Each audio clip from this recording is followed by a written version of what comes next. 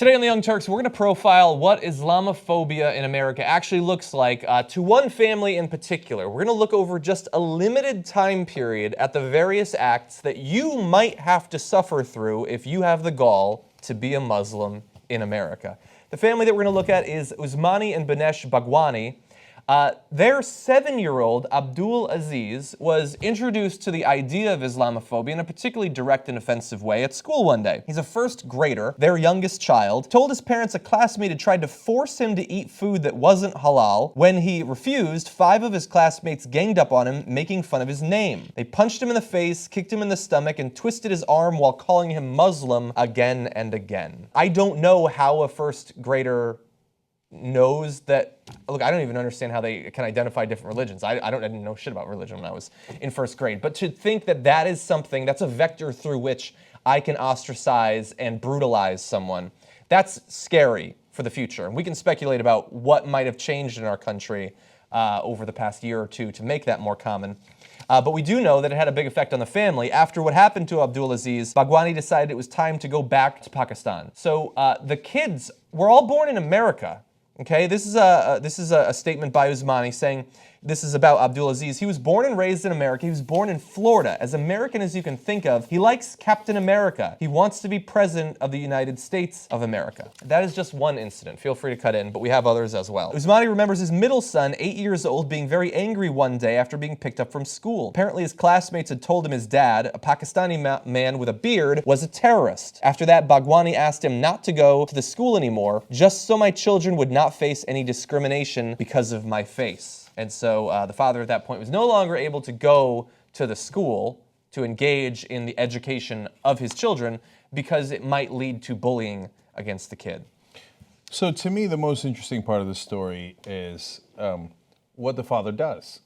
Turns out he's won 2 Fulbright scholarships, an Eisenhower Fellowship, has 4 degrees, including a PhD, and he designed software that helps us mitigate terrorist attacks. Oops, we just drove him out of the country. So he does several things. One is he was a chief technology officer for a data company called Predictify Me. He helps better understand who in Europe and US is vulnerable to being recruited by ISIS. He was helping us figure out who ISIS is. We just drove him out of the country. Yeah. And then the other thing he does is he develops software that models the damage of suicide bombings in an effort to build buildings in a better way to prevent schools, hospitals, etc., that get bombed from having more damage. Yeah. Saves lives of children, the injured, etc. Couldn't be a better guy. Couldn't be more pro-American, anti-terrorist. Couldn't be smarter. And we basically terrorized his family so much that he had to go back to Pakistan. Yeah. Where he feels, by the way, only marginally safer. So here's a trade-off he had to make. He said, in Pakistan, some people know that he works on anti-terror programs, and he once got assaulted for that. And he's like, look, I don't know where in the world I can live. In Islamabad, I get attacked for being against terror and working against terror. And here in the US, my kids get attacked. Yeah. So you know what? I'll risk me getting attacked instead of my kids. And he moved them back to Pakistan. Yeah, and the parents said that there was a certain irony in their children being attacked for being perceived as foreigners who now have to get visas so that they can travel to Pakistan because they're U.S. citizens. They can't just fly there. The same as you and me, they need to go through a big process of documentation. Now, some of you might be saying, oh, kids are terrible. And that's true, kids are terrible, but this is not just an issue of children. Earlier this year, there was a neighbor that constantly harassed the family, once calling them motherfuckers and threatening Usmani's wife, mentioning Donald Trump and his desire to vote for him to kick us out of this country. In June, a man brandished a handgun at the mosque that the family attends in nearby Fayetteville, telling parishioners there that he was going to kill them and bury them behind the mosque. Now, thankfully, the family wasn't at the mosque on that particular day, but that's the religious, the house of worship that they go to. In September, the Fort Pierce, Florida mosque where Usmani says he used to attend Eid services when he was a student was set on fire, an act of terrorism. The alleged arsonist had made anti-Muslim and pro-Trump Facebook posts in the months leading up to the attack. This is less than 1 year that we're profiling here. Multiple violent attacks and threats against the life of him and his family, bullying and actual beatings of the children. And no, there's no Islamophobia. That's what we hear in the debates, and that's what we hear on Fox News, unfortunately. So Look, when I was a kid, I immigrated here when I was 8 years old. So, yeah, kids are tough on you and they pick on you. And so they do the, ha ha, you're from Turkey, gobble, gobble, whatever, right? So I was a thick-skinned kid and I was strong. So I was like, oh, you guys want to fight? And so so there's I even have an inclination to say, come on, you can get past this, stay. Or move to Berkeley, where apparently the company's headquarters are. You'll be fine in Berkeley, you will be. Or move to New Jersey, you'll be fine. It's a lot of ethnicities there. Okay, but it's different. It's different than when I grew up. It's number one, it's in the numbers. You know that crimes against Muslims, hate crimes against Muslims rose 80% from 2014 to 2015. So that's a fact, and that is significant. It's not just anecdotal. And now you've got Trump going out there saying, we have to create a national database of Muslims to track them.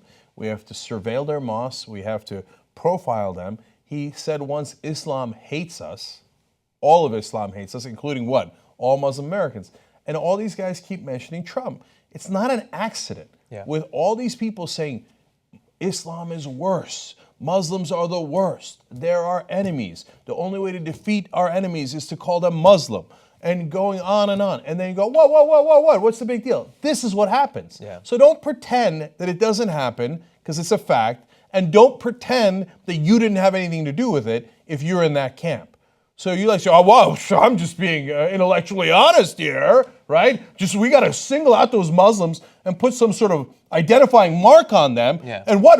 I don't think anything bad can happen, right? I'm just being rational. No, you're not being rational. You're going down a dark, dark path. We're already on that path, and these are the results of that path. It's a different thing to say, hey, I battle against ideas. We all do here on the Young Turks. We're not big fans of religion, so we say, hey, Christianity. I think every one of their beliefs is demonstrably untrue, regardless of religion. Christianity is wrong, Judaism is wrong, Hinduism is wrong, Islam is wrong. That's my opinion as an atheist. The Jains have some interesting ideas. Taoist philosophy, not about so bad, but even the Taoist religion is wrong. Okay, but that doesn't mean that I got to go attack Taoists.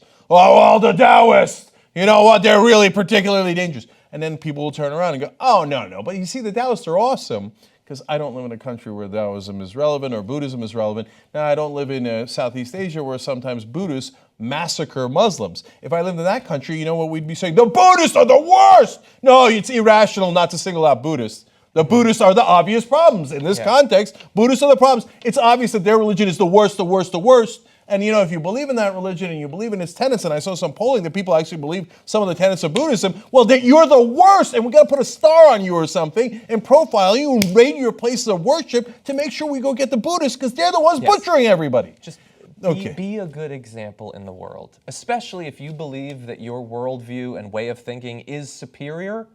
Demonstrate that to people in the way that you live your life, in the way that you interact with other Americans. You can fight against ideas you don't agree with without hating people, singling them out, and then leading to an environment where people got to worry that their kids are going to be attacked because some knucklehead was told that Islam hates us and that the real problem is the Muslims, and only the brave people will say it and will actually act upon it.